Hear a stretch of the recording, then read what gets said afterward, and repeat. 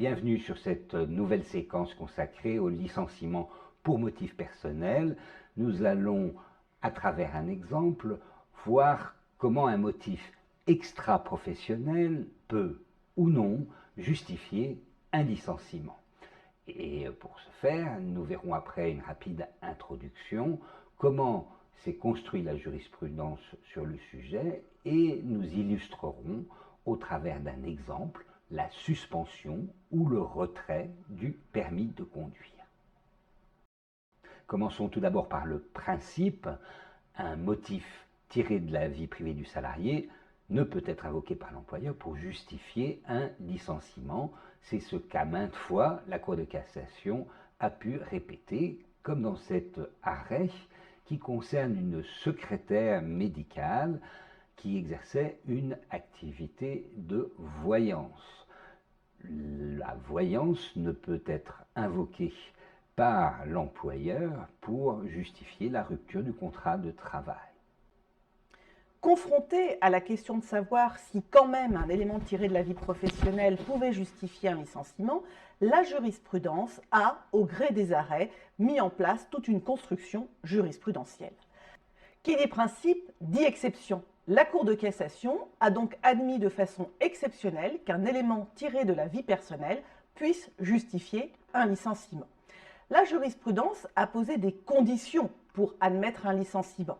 D'abord, il faut que le comportement soit incompatible avec la finalité de l'entreprise et il faut ensuite caractériser un trouble objectif. C'est notamment le cas d'un chauffeur routier qui a une suspension de son permis de conduire pendant le week-end et qui le lundi ne peut pas travailler objectivement. D'une manière générale, la Cour de cassation considère que le licenciement est un licenciement non disciplinaire puisque le fait d'avoir, par exemple, une suspension de permis de conduire n'est pas constitutif d'une faute. Dans certaines situations, pourtant, le comportement extra-professionnel peut servir de motif disciplinaire à un licenciement. Il y en a trois. Tout d'abord, le rattachement à la vie professionnelle. Ensuite, le manquement à des obligations contractuelles. Enfin, l'appartenance du salarié à une entreprise particulière, dite entreprise de tendance. Voyons ces trois situations. Certains faits de la vie personnelle vont être ainsi rattachés à la vie professionnelle. Prenons quelques exemples issus de la jurisprudence. C'est le cas d'un salarié qui participait à un séjour d'agrément organisé par l'employeur et qui, au cours de ce séjour, s'est comporté d'une manière violente, tant verbalement que physiquement. Cela ne se rattachait pas directement à son activité professionnelle, mais indirectement, cela a suffi pour qu'on puisse le licencier. Autre exemple, celui du steward qui commet un vol dans un hôtel partenaire de sa compagnie aérienne lors d'une escale. Il n'était pas en activité professionnelle, mais on a considéré que l'hôtel étant partenaire de la compagnie, il y avait véritablement un motif qui était susceptible de se rattacher à la vie professionnelle. Enfin, autre exemple, un salarié qui avait des attitudes déplacées et qui tenait des propos à caractère sexuel à l'égard de personnes avec lesquelles il était en contact en raison de son travail.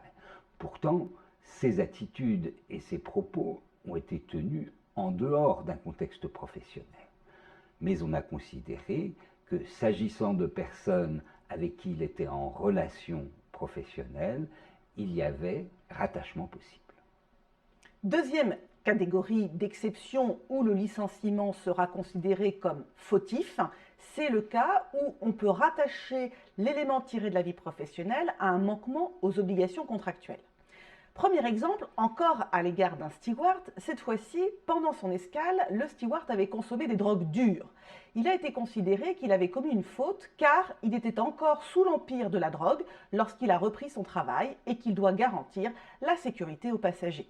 Autre exemple, un salarié en contact avec des mineurs qui détenait dans son logement de fonction des photos pornographiques de mineurs.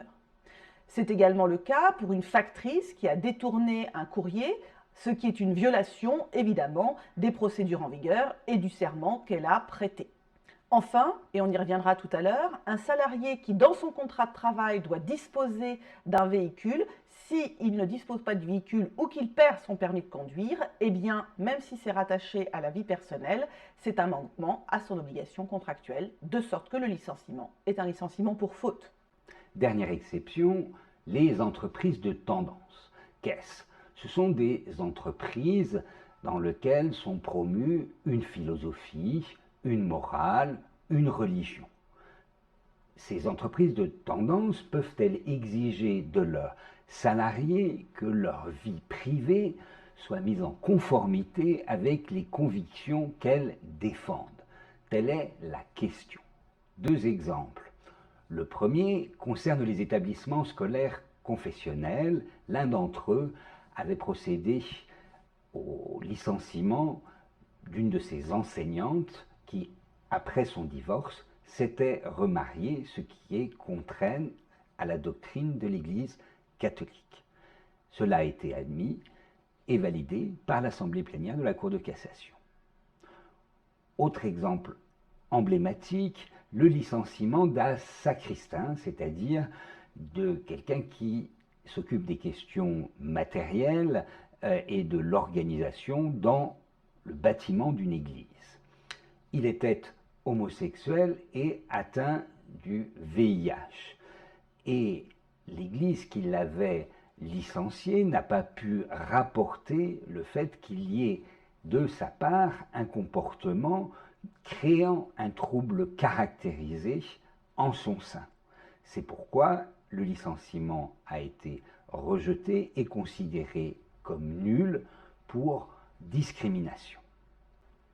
Après avoir vu d'une manière générale toute la construction jurisprudentielle, voyons désormais un cas concret qui soulève un important contentieux, la suspension ou le retrait du permis de conduire du salarié. Il est important de connaître d'une part les règles jurisprudentielles et d'autre part de vérifier les règles dans les conventions collectives. D'abord, les règles jurisprudentielles. La jurisprudence admet néanmoins dans certains cas que le licenciement peut être disciplinaire. C'est le cas lorsque il y a un rattachement à la vie professionnelle ou lorsque le contrat prévoit de manière contractuelle l'obligation de disposer d'un véhicule. Dans ces hypothèses-là, le salarié pourra donc être licencié pour faute. La question est de savoir si oui ou non il y a un préavis. Eh bien, à partir du moment où le salarié est dans l'incapacité d'exercer le préavis, la jurisprudence considère que l'employeur n'a pas à verser l'indemnité compensatrice de préavis. Mais dans certaines situations, il faut également tenir compte des règles qui ont pu être édictées dans des conventions collectives nationales pour des métiers particuliers où l'usage d'un véhicule est nécessaire. Ces règles spécifiques sont protectrices pour le salarié. Deux exemples, l'accord national interprofessionnel DVRP de 1975 ou la protection des conducteurs routiers dans la Convention collective nationale du transport routier. Voyons par exemple le régime spécifique applicable pour les conducteurs routiers. Bien, la Convention collective, ou plus précisément un accord étendu dans la branche professionnelle, précise que la suspension ou le retrait du permis de conduire n'entraîne pas la rupture automatique du contrat de travail. Il faut cependant que le salarié ait informé rapidement et immédiatement l'employeur de cette suspension ou de ce retrait. Ensuite, il est prévu des procédures préalables à toute mesure de licenciement. En effet, l'employeur et le conducteur doivent se concerter, l'employeur doit pouvoir proposer un emploi de reclassement sur une période temporaire, et si tel n'est pas le cas, on peut envisager d'un commun accord de liquider des congés payés ou des repos compensateurs. Enfin, il est possible pour les parties de convenir d'une période de suspension du contrat de travail. Ce n'est qu'après avoir épuisé toutes ces possibilités que l'on peut envisager un licenciement. Que faut-il retenir de cette séance sur le motif tiré de la vie personnelle? Eh bien, la question fait l'objet d'une construction jurisprudentielle. Si le principe, c'est qu'un élément tiré de la vie privée ne peut justifier un licenciement, par exception, un élément tiré de la vie privée peut justifier un licenciement qui, en général, n'est pas disciplinaire, mais là encore, par exception, il peut être constitutif d'une faute.